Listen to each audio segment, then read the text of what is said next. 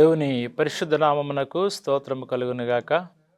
Hope ఛానల్ను చూస్తున్న వీక్షకులందరికీ కూడా హృదయపూర్వకమైన వందనాలు తెలియజేస్తున్నాం. మనము ఈ సిరీస్లో బాలుడు నడవలసిన త్రోవ అనే అంశం ద్వారా చదువుకుంటూ ఉన్నాము.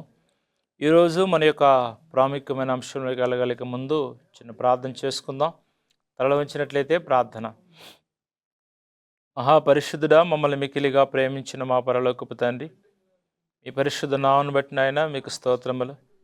ఈరోజునైనా మరి యొక్క అంశం మీద చదువుకునబోతుండగా తండ్రి, మీరిచ్చిన స్వాస్థ్యము, మీరిచ్చిన బిడ్డలను ప్రభువ క్రమమైన మార్గములో పెంచగలిగే జ్ఞానమును, జ్ఞాపక శక్తిని ప్రతి ఒక్క తల్లిదండ్రులకు మీరు దయచేయండి. మీ మాటల ప్రభు వినగలిగే మనసును, గ్రహింపు శక్తిని, జ్ఞానమును అందించమని యేసు నామమును బట్టి ప్రార్థిస్తున్నాం తండ్రి, ఆమేన్. పరిశుద్ధ గ్రంథము నుండి వాక్య భాగాన్ని మనము ధ్యానం చేసుకుందాం. ఈరోజు మన యొక్క అంశము, ఏ పునాది మీద నీ బిడ్డలను పెంచుతున్నావు? ఇక్కడ ఇల్లు కట్టుకోవాలని ఆలోచన చేసే ప్రతి ఒక్కరు కూడా అది పూర్తి అయ్యే అంతవరకు కూడా, అనగా పునాది భాగము నుండి కూడా దాన్ని చాలా చక్కగా అమర్చుకొని, గట్టిగా పునాది ఏర్పాటు చేసుకొని, దాని మీద గోడలు కట్టుకొని, స్లాబ్ వేసుకొని, మరలా ఇల్లంతటిని కూడా బాగా నీట్గా చేసుకొని, విలువైనటువంటి సామాగ్రితో దాన్ని నింపుకొని గృహప్రవేశం జరుగుతూ ఉంటుంది. ఈ గృహప్రవేశం జరిగేలోపు ఆ ఇల్లు కట్టుకోవడానికి చాలా డబ్బు అవసరమవుతుంది. కాబట్టి అప్పు తెచ్చుకొని ఆ ఇంటిని సంపూర్తి చేసుకుంటారు. అప్పు ఇచ్చిన వారు వచ్చి, మీరు అప్పు తీర్చలేకపోతున్నారు, మీరు మరలా అప్పు తీర్చలేకపోతున్నారు కాబట్టి ఆ ఇంటిని మాకు ఇచ్చేయండి అని వాళ్ళు అడగక మునిపే, ఇక్కడ దేవుని విధానంలో మనం జ్ఞాపకం చేసుకోవాలి. ఆ ఇంటిని అడగకుండా మీకు పుట్టినటువంటి బిడ్డలను మాకు ఇవ్వండి, మేము వాళ్ళ చేత పని చేయించుకుంటాము, అప్పు తీరిపోతుందంటే ఆ ఇంటినైనా ఇచ్చి వేస్తారు, కానీ ఆ బిడ్డలు మాత్రము వదులుకోరు. ఎందుకంటే నీ కన్న బిడ్డల దగ్గరికి వచ్చేసరికి నువ్వు సంపాదించిన ఆస్తి ఏదైతే ఉందో, నువ్వు కూడబెట్టుకున్నటువంటి ఆస్తి ఏదైతే ఉందో, నువ్వు వారి కోసం సమకూర్చిన ఆస్తి ఏదైతే ఉందో, నీ బిడ్డల ముందు అవేవి కూడా పనికిరావు. అవి ఏవి కూడా పనికిరావు. కాబట్టి నీ ఇంటినైనా ఇచ్చి వేస్తావు, కానీ నీ కన్న బిడ్డలు మాత్రము ఇవ్వలేవు. అందుకని పిల్లల్ని ఇవ్వటానికి ఇవ్వబడదు. కన్న ప్రేమ ఎంతో సమయం వెచ్చించింది కాబట్టి, అహర్నిశలు కష్టపడి నీ కష్టార్జితంతో కట్టుకున్న ఇంటి కంటే బిడ్డలకు విలువ ఎక్కువ ఉంటుంది. కాబట్టి మీ బిడ్డల భవిష్యత్తు ఏ పునాది మీద నువ్వు కడుతున్నావు? దేవుని అనే పునాది మీద కడుతున్నావా, లేక ధనము అనే పునాది మీద కడుతున్నావా? జ్ఞాపకం చేసుకోవాలి. బిడ్డల భవిష్యత్తు అనేది నీ చేతుల్లో ఉంది. ఆ బిడ్డల భవిష్యత్తు నీ చేతిలో ఉంది. కాబట్టి ఏ పునాది మీద వాడిని కట్టబడుతున్నారు? మత్తయి సువార్త 6వ అధ్యాయం 24వ వచనం మనం జ్ఞాపకం చేసుకున్నట్లయితే, మీరు దేవునికిని సిరికిని దాసులుగా ఉండనేరరు అని బైబిల్ మనకు చెప్తుంది. ఎందుకంటే ఈ భూమి మీద మీరు ధనమును కూర్చుకొనవద్దని దేవుడు చెప్తున్నాడు. ధనాపేక్ష సమస్తమైన కీడులకు మూలమని బైబిల్ చెప్తుంది. ధనమును నమ్ముకున్నవాడు దాని వలన పాడైపోవునని కూడా బైబిల్ చెప్తుంది. అయితే నీ బిడ్డలని ఏ విషయం మీద, ఏ పునాది మీద నువ్వు నడిపించగలుగుతున్నావు? దేవుడనే నమ్మకం అనే పునాది మీద నీవు నీ బిడ్డలను కడుతున్నావా, లేక ధనం అనే పునాది మీద నీ బిడ్డలను పెంచుతున్నావా? యేసు ప్రభు చెప్పి ఉన్నారు, క్రైస్తవులైన మీరు ఈ మాటలను విశ్వసిస్తూ ఉన్నారా? ఒకవేళ విశ్వసిస్తే మీ బిడ్డలను దేవునికి దాసులుగా ఉండేలా పెంచుతారు. లేదంటే వారు డబ్బుకు దాసులైపోతారు. ధనాపేక్ష కలిగి ధన సంపాదన నిమగ్నమై అనుక్షణము డబ్బు జపం చేసే వారి బిడ్డలో సిరికి కూడా దాసులైపోతారు. కాబట్టి దాని పర్యవసానం అనుభవిస్తున్నప్పుడే కానీ తెలియదు. కానీ ఇక్కడ పసితనం వారికి ఏమీ నేర్పించదు. కాబట్టి పెద్దయ్యాక తలపట్టుకునే కంటే వారు మీ చెయ్యి దాటక ఉనిపే వారిని ఎలా పెంచుతున్నావో గారాబం చేసిన తర్వాత బాధపడే కంటే భవిష్యత్తును దృష్టిలో పెట్టుకొని క్రమమైన మార్గంలో వారిని పెంచాలి. ఈ బిడ్డలని క్రమమైన మార్గంలో పెంచాలంటే సామెతలు 13:24లో బైబిల్ వాక్యం ఉంది. బెత్తము వాడని వాడు తన కుమారునికి విరోధి, కుమారుని ప్రేమించువాడు శిక్షించును. బెత్తము వాడకపోతే నీ కుమారుడికి నీ విరోధి అవుతావంట. ఎవరు? తండ్రి, కన్న తండ్రి. బిడ్డల కోసం అహర్నిశలో కష్టపడే తండ్రి, బిడ్డల కోసం వారికి కావలసినటువంటి బట్టలు తీసుకొచ్చే తండ్రి, వారి చదువుల కోసం కష్టపడే లక్షల ఫీజులు కట్టే తండ్రి, వారికి ఆహారం కోసం మంచి విలువైనటువంటి ఆహారం తీసుకొచ్చే తండ్రి ఏమవుతాడంటే బిడ్డలకి విరోధి అవుతాడు. ఎవరికి విరోధి? ఏదైనా గొడవలుంటే విరోధులు అవుతారు, లేకపోతే ఆస్తిపాస్తులకు విరోధులు అవుతారు. కానీ కన్న బిడ్డలే, కన్న కుమారుడే నీకు విరోధి అవుతున్నాడంటే కారణం ఎవరు? నీకు పుట్టిన బిడ్డల విషయంలో నువ్వు బెత్తం వాడకపోవటం బట్టి, వారిని గద్దించకపోవటం బట్టి, వారిని భయపెట్టకపోవటం బట్టి నీ కుమారులు నీకు విరోధులు అవుతున్నారు. అందుకని బిడ్డలని క్రమమైన శిక్షణలో పెంచకపోతే కొంతకాలమైన తర్వాత వారి వైఖరిని బట్టి నీవు బాధపడవలసి వస్తుంది. అందుకని ప్రతి విషయాన్ని కూడా నువ్వు సమర్థించకూడదు. ప్రతి విషయాన్ని కూడా బిడ్డలు చెప్పినప్పుడు లేక అడిగినప్పుడు సరేలని సమర్థించకూడదు. వారి భవిష్యత్తును ఆలోచన పెట్టుకొని వారి కోరికను అనుమతించడం అనేది ప్రేమ కాదు, కానీ గారాభం అవుతుంది. ఈ గారాభం వల్ల మనుషులు, బిడ్డలు అనగా చిన్న బిడ్డలు చెడిపోతూ ఉంటారు. ప్రేమ అనేది వేరు, గారాభం చేస్తే గారాభం చేయటం వలన బిడ్డలు చెడిపోయే ప్రమాదం ఉంది. కాబట్టి ఇక్కడ బెత్తము గద్దింపును జ్ఞానము కలుగు చేయును, అదుపులేని బాలుడు తన తల్లికి అవమానము తెచ్చునని సామెతలు 29:15లో చెప్తూ ఉన్నాడు. కాబట్టి ఇక్కడ బెత్తము వాడకపోయినట్లయితే, అదుపులేని బిడ్డలు ఉన్నట్లయితే బాలుడు తన తల్లికి అవమానము తీసుకొస్తాడు.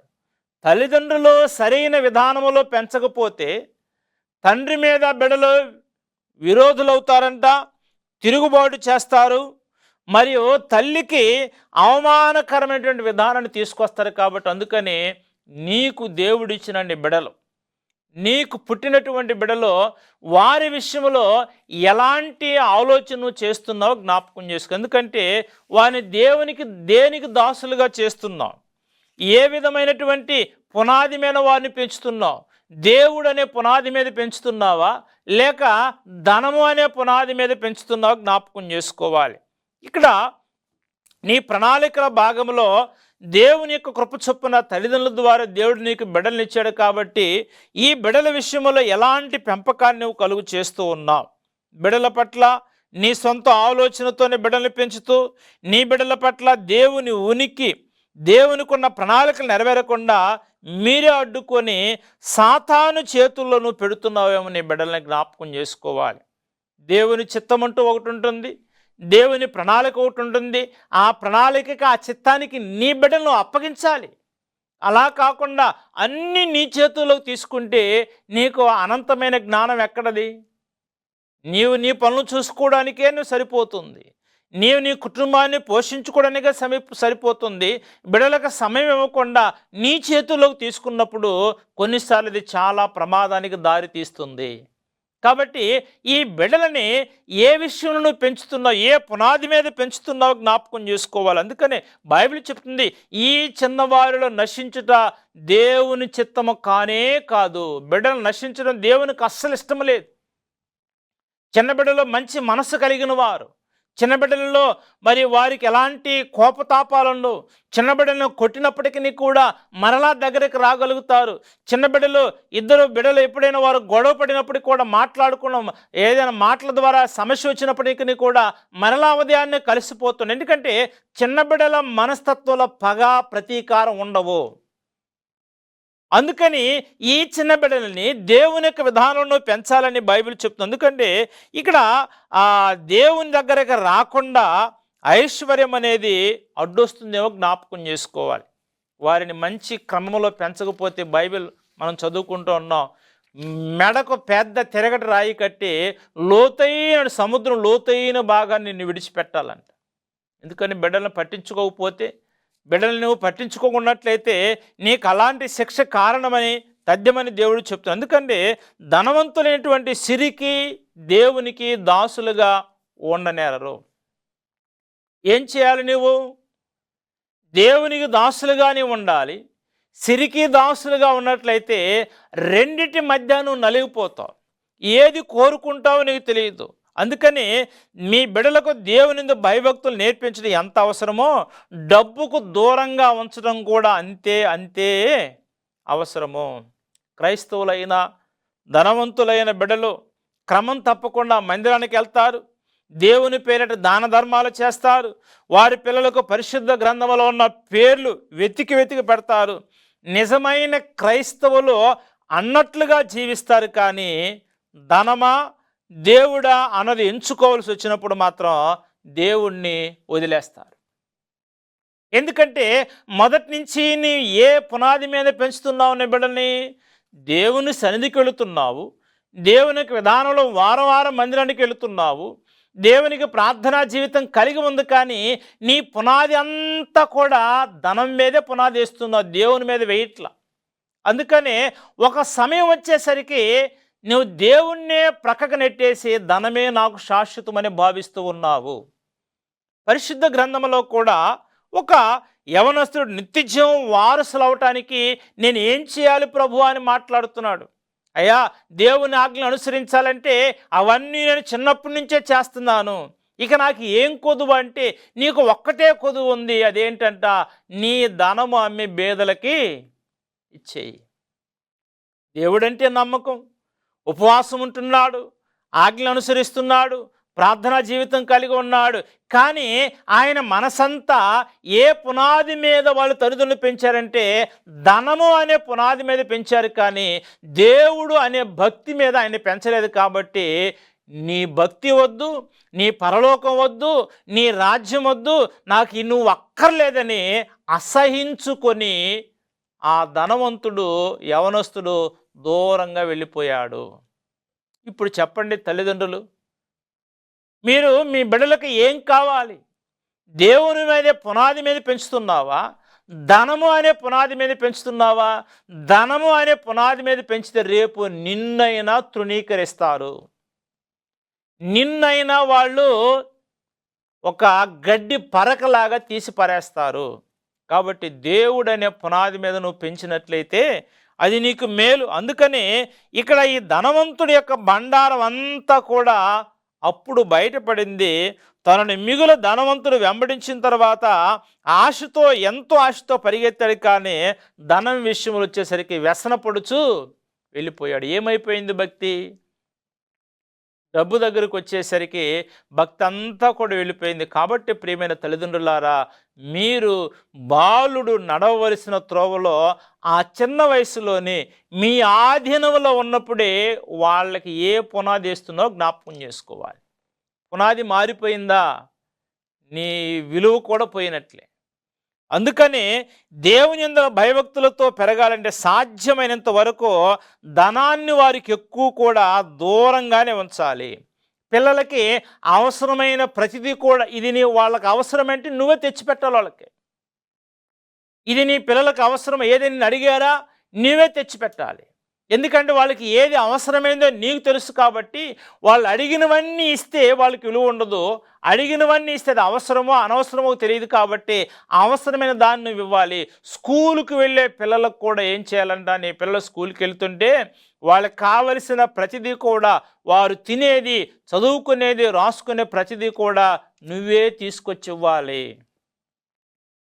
వాళ్ళు కొనుక్కు తినే విషయంలో కూడా వారికి ఏం కావాలో ఆ స్నాక్స్ ఏదైతే ఉన్నాయో నువ్వు తీసుకొచ్చి వాళ్ళకు పంపించాలి. కానీ డబ్బు ఇస్తే ఈరోజు ఒకటి కొంటారు, రేపు అనవసరమైన దాన్ని కూడా కొనే స్థాయికి వాళ్ళు వెళ్ళిపోతారు. అందుకనే చిన్న వయసులో డబ్బు అనేది వాళ్ళకి ఇవ్వకూడదు. వాళ్ళకి ఏం కావాలి? స్నాక్స్ కావాలి. కాబట్టి అవే నువ్వు తెచ్చిపెట్టాలి.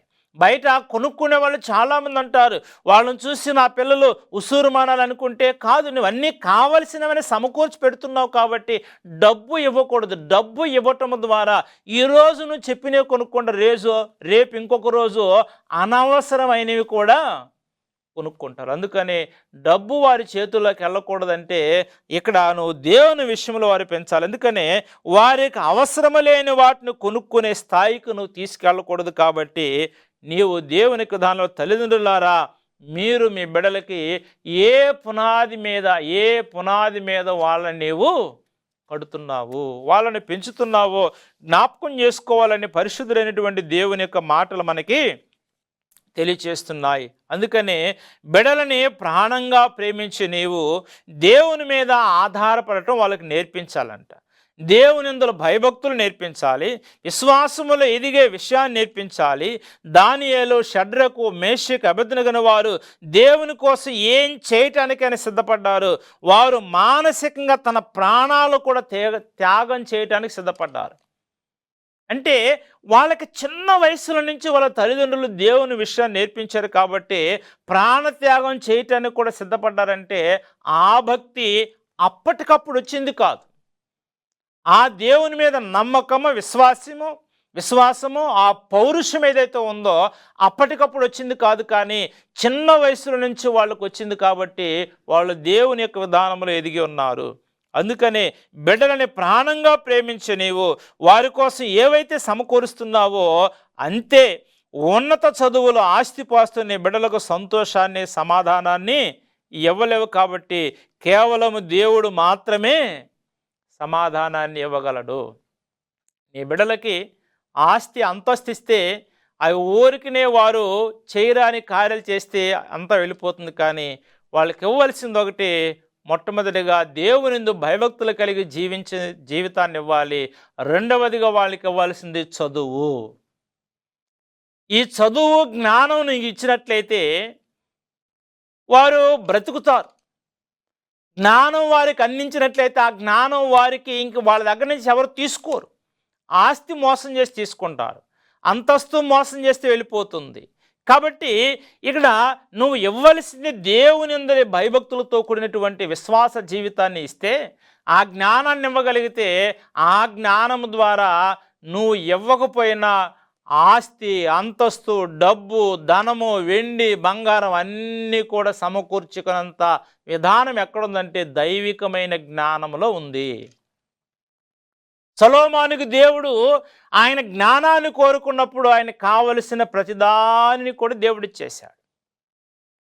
ఆయన జ్ఞానయుక్తమైనటువంటి మాటలు ఆయన దగ్గర ఉన్నప్పుడు షేబాదేశపు రాణి వచ్చి ఆయనకి ఆమె వెండి, బంగారములు, విలువైన వస్త్రాల మణుగులు, మాణిక్యాలు అన్నీ కూడా ఇచ్చి ఆ జ్ఞానమైన మాటలు విని అవన్నీ ఆయన పాదముల యొద్ద పెట్టి వెళ్ళిపోయింది. ఏమిస్తున్నావు నీవు? ధనమే ఇస్తే ధనాన్ని పాడు చేసుకుంటాడు. ధనమే ఇస్తే ధనం ద్వారా నాశనమైపోతారు. నువ్వు భక్తి కలిగిన జీవితాన్ని ఇవ్వాలి, నమ్మకమైన జీవితాన్ని ఇవ్వాలి, దేవుళ్ళు ఎదిగే భాగ్యాన్ని వారికి ఇవ్వాలి. దేవుని జ్ఞానం ఎప్పుడైతే ఇస్తావో అవన్నీ వారు సంపాదించుకుంటారు. కాబట్టి ప్రియమైన దేవుని బిడ్డలారా, దేవుడు నీకు ఇచ్చినటువంటి స్వాస్థ్యములో, నీవు కన్న బిడ్డల విషయంలో ఎలాంటి వైఖరిని కలిగి నీవు ఉన్నావు జ్ఞాపకం చేసుకోవాలి. అందుకని కొన్నిసార్లు ధనము ఎంతవరకు ప్రాముఖ్యమో అంతవరకే అది ఉండాలి. అందుకని మా బిడ్డల భవిష్యత్తులో ఎలాంటి కష్టాలు పడకూడదని ఏం చేస్తారంట, వారికి ధనాన్ని సమకూరుస్తుంటారు. అందుకని యేసు ప్రభు వారు చెప్పిన మాటలు ఏవి కూడా అంగీకరించి, ఎందుకంటే డబ్బు లేనిదే మనుషులు బ్రతకలేరు. డబ్బు లేని మనుషులు బ్రతకలేరు కాబట్టి ఎన్ని చెప్పినప్పటికీ కూడా, ఎన్ని వాక్యాలు చెప్పినప్పటికీ కూడా వారు ఆలోచన అంతా కూడా డబ్బు మీద ఉంటుంది. కానీ ఫిలిప్పీయులకు రాసిన పత్రిక 4:19 దేవుడు చెప్తున్నాడు, కాగా దేవుడు తన ఐశ్వర్యము చొప్పున యేసు క్రీస్తునందు మహిమలో మీ ప్రతి అవసరతను తీర్చును. దేవుడు నీ ప్రతి అవసరతను తీరుస్తాడు. ఎందుకంటే నువ్వు చదివేది బైబిల్లో ఉంది కాబట్టి ఈ వాక్యాన్ని హృదయపూర్వకంగా నమ్మేవారు ఎవరైనా దేవుని మీద ఆధారపడతారో, నమ్మని వాళ్ళు కష్టాలు పడతారు. అలాంటి వాక్యాలు మీద నువ్వు ఆధారపడినట్లయితే నీ బుర్రలోకి ఎక్కాలి. బుర్రలోకి ఎక్కితే నీకు కావలసిన ప్రతిదీ కూడా దేవుడు నీ కొరకు సమకూరుస్తాడు. తల్లిదండ్రులే ప్రతి క్షణము డబ్బు డబ్బు డబ్బు అంటే మరి పిల్లలు దేవుడు దేవుడు ఎలా అంటారు? నువ్వు దేవుడు దేవుడు అంటే పిల్లలు కూడా దేవుడు అంటారు. కానీ నువ్వు ప్రతి క్షణం కూడా డబ్బు డబ్బు అంటే పిల్లలు దేవుడు దేవుడని అనలేరు. ఎందుకంటే నీలో నుంచి రావాలి, నీ ఆలోచన నుంచి రావాలి. ఎందుకంటే మనుషులని ఎలాగైతే ఆ అష్ట కష్టాలు అనుభవించడానికి సాతానుడు ప్రతి పన్నాగ కుట్ర పనుతూ ఉన్నాడు. అవ్వని సాతానుడు మోసం చేశాడు. చాలా విశాలమైనటువంటి ఏదైనా తోటని దేవుడు వారికి ఇచ్చాడు. వారు బ్రతకడానికి, తినటానికి, త్రాగటానికి, సంపూర్ణంగా బ్రతకడానికి అనువైనటువంటి స్థలాన్ని, మంచి వాతావరణం ఇచ్చాడు. కానీ సాతానుడు మాటలు విని ఏదో కావాలనుకొని తీసుకొచ్చుకుంది, కానీ ఉన్నది మొత్తం కూడా పోయింది. ఎందుకంటే దేవుని యొక్క సంరక్షణలో ఉంటే ఆమె జీవితం, వాళ్ళిద్దరి జీవితం బాగుండేది. దేవుడు కాకుండా ఇంకొకటి ఆశించింది కాబట్టి, అందాన్ని ఆశించింది కాబట్టి, రమ్యమైనగా ఉన్నదాన్ని ఆశించింది కాబట్టి పరిశుద్ధమైన ఏదైనా తోటలో ఉండకుండా వెళ్ళగొట్టబడింది. నీ బిడ్డలకు కూడా ఏమి నువ్వు ఇవ్వగలుగుతున్నావు? ధనాన్ని మాత్రమే నువ్వు పరిచయం చేయగలుగుతున్నావా? దాని ద్వారా వారు పాడైపోతారు. దేవుని పరిచయం చేయి, భక్తిని పరిచయం చేయి, మంచిని పరిచయం చేయి. దేవుని యందు విశ్వాసం కలిగిన నమ్మకం విధానంలో ప్రభువుని పరిచయం చేస్తే ప్రతిదీ కూడా శాశ్వతంగా ఉంటుంది. క్రైస్తవులకి దేవుడు చెప్తున్న మాట, లోకములో ఉన్న మనుషుల్లాగా, లోకములో ఉన్న ధన సంపాదనలాగా, లోకంలో ఉన్నటువంటి అనేకమైన వాటిని అనుభవిస్తున్నారు, నేను కూడా అనుభవించాలి కదా. ఎంత అనుభవించాలన్న తపన ఉంటుందో అంత నాశనం నీకు వస్తుంది. లోకంలో క్రీస్తుని ఎరగని బిడలో జీవిస్తుంటారు.